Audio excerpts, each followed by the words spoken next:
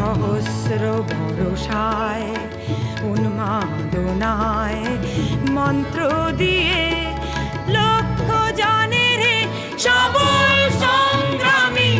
আর অগ্রগামী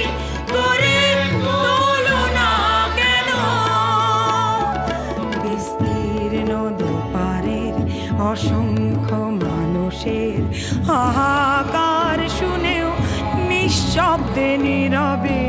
ও গঙ্গা